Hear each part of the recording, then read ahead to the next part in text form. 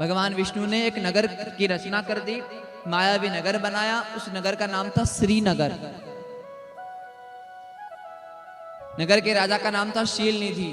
बड़ा सुंदर नगर महाराज। नारद जी ने देखा, आज तक ये गांव तो देखा ही नहीं है, कौन सा गांव है। गए उधर, द्वारपालों से पूछा किसका नगर है। राजा शीलनिधि का। क्या नाम है नगर का। बोले श्रीनगर। बोले आज तक तो देखा ही नहीं था, कहां से आया। बोले वे तो पहले से ही आप आए नहीं होंगे यहाँ कभी। जाओ तुम्हारे राजा से कह दो कि हम आए हैं। अभिमानी लोगों का तो बात ही अलग होती है ना। कह दो तुम्हारे राजा से हम देवर्षि नारद आए हैं। सेवक लोगों ने जाकर राजा से कहा। शीलनिधि राजा अपने मंत्रियों के साथ आए, गुरुजी को महल में लेके गए, गुरुजी के चरण प्रक्षालन किए और चरण प्रक्षालन करने के बाद गुरुजी के यहाँ हमारे सामने उस राजा की कन्या थी। उसका नाम था, श्री शिव पुराण कथा में उस राजा की कन्या का नाम बताया गया है श्रीमती, और राम कथा में उस कन्या का नाम कहा गया है विश्व मोहिनी। दोनों में अंतर है, एक का नाम है श्रीमती, दूसरे का नाम है, पर दोनों है एक ही। तो यहाँ राम कथा में विश्व मोहिनी है और यहाँ शिव कथा में श्रीमती।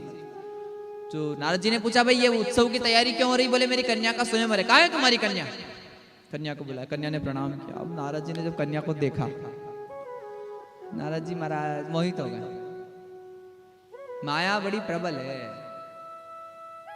नारद जी से वो गुरुजी, वो राजा पूछ रहा, बोले गुरुजी मेरी बेटी के भाग्य का वर्णन करो ना आप। अब गुरुजी बोले तो बोले क्या। गुरुजी ने जल्दी जल्दी कहा, भाई यही जो वरई अमर सोई होई। इस कन्या को जो वरेगा वो अमर हो जाएगा। नारद जी ने मन में सोचा कि मैं तो अमर हूं, ब्याह मेरा ही होगा, मैं अमर हूं। और दूसरा वरदान, दूसरा क्या कह रहे हैं। बोले समर भूमि ते ही जीत ना कोई। जिसको ये वरेगी उसे समर भूमि में कोई जीत नहीं पाएगा। दूसरा नारद जी ने सोचा, हम तो साधु संत हैं, लड़ने का काम होगा ही नहीं, तो कोई जीतेगा कैसे। मन में अपने आप में विचार कर लिया। अब नारद जी ने मन में सोचा कि मेरा ब्याह कैसे हो, यही अवसर मेरी सहायता कौन करेगा। बोले भगवान विष्णु का भजन करता हूं, दिन भर नारायण नारायण करता हूं, आप अब मुझे उनकी आवश्यकता है, अब मेरी सहायता वही करेंगे।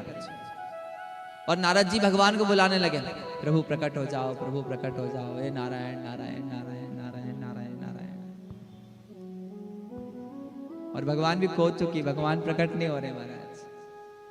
हर हर नारद जी परेशान, बोले जब बुलाता हो तो जल्दी आ जाते हो, आज देर क्यों कर रहे हो, आ जाओ प्रभु। जब रोने लगे तो भगवान आ गए। क्या हुआ नारद जी, क्यों रो रहे हो। अरे प्रभु आपने बहुत विलंब कर दिया आने में। अब नारद जी भूमिका बना, कोई चीज सीधे नहीं मांगी जाती, थोड़ी भूमिका बनाई।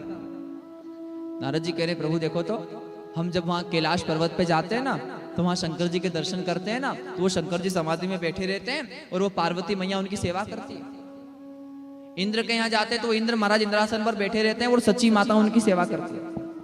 ब्रह्मा जी के यहाँ जाते तो ब्रह्मा जी महाराज कमल फूल पर विराजमान रहते हैं और वो सरस्वती माता उनकी सेवा करती है। विष्णु जी आपके यहाँ भी आते हैं तो आप भी शयन करते रहते हो क्षीर सागर में शेष शैया पे, वो लक्ष्मी माता आपके चरण दबाती है।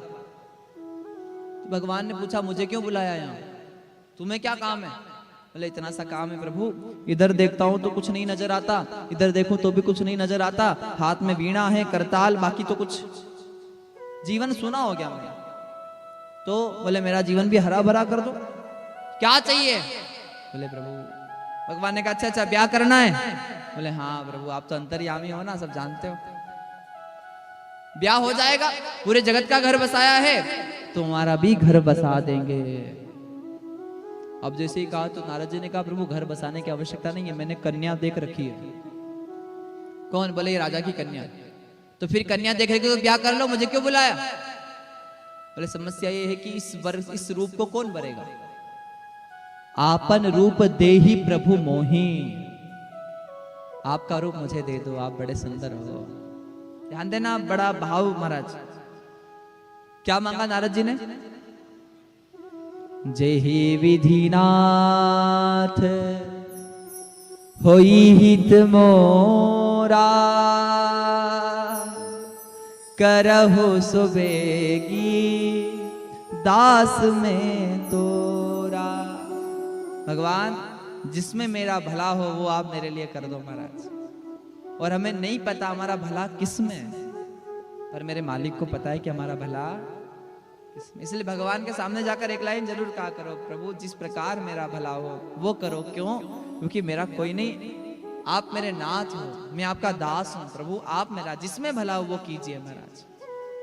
भगवान ने नारद जी से कहा, नारद जी तुम्हारा जिसमें भला होगा वही हम करेंगे। नारद जी ने फिर कहा, प्रभु आपन रूप देई प्रभु मोही। क्या मांगा? आपका रूप मुझे दे दो। अच्छा एक बात बताओ,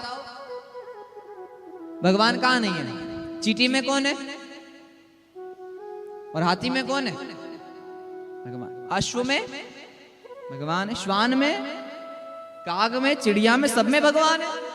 और बानर में तो ही भगवान है। भगवान ने कहा मेरा रूप एक बानर भी है, जा मैं तुझे बानर की आकृति दे देता हूं। और बंदर बना दिया। क्या बना दिया? बंदर। शिव निंदा कीजिए ना, जो लोग भगवान से बड़े बनने लग जाते हैं ना फिर वो बंदर बन जाते हैं। तो यहाँ बानर बना दिया, सभा में जाकर बैठे। अब खुद को इतना अभिमान तो था ही, अपने आप को शंकर जी से श्रेष्ठ मान रहा, अभिमान तो था ही। और साथ में भगवान से रूप ले लिया, और चढ़ गए महाराज। अब शिव जी ने अपने 2 गण साथ लगा दिए थे कि देखते रहना भगवान क्या लीला करेंगे। वो दोनों गण बाजू में बैठे। अब राजकुमारी आई, अब बार बार नारद जी के इधर आएगी मतलब बार बार उछल रहे हैं।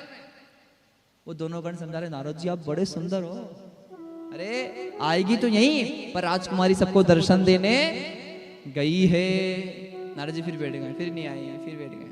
तब महाराज भगवान श्री परमात्मा, भगवान नारायण महाराजा का रूप बनाकर गए और धरि नृप तनुतः गयउ कृपाला, कुंवरी हर्षि मेलेउ जयमाला।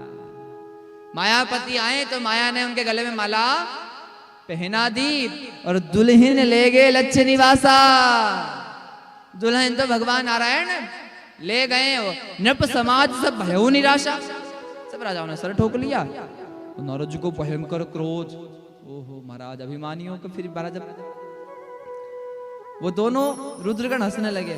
नारद जी जाकर सरोवर में अपना मुख देखो आप। और जब नारद जी ने सरोवर में मुख देखा तो बानर का रूप दिखा। तब नारद जी ने भयंकर क्रोध किया, इन दोनों को कहा तुम दोनों संतों को हंस रहे थे, जाओ तुम्हें श्राप। अब संत बन गए। अब क्या बन गए? अब संत बन गए। अभी ब्याह कराना था, बोले तुम संतों को हंस रहे थे। हर हर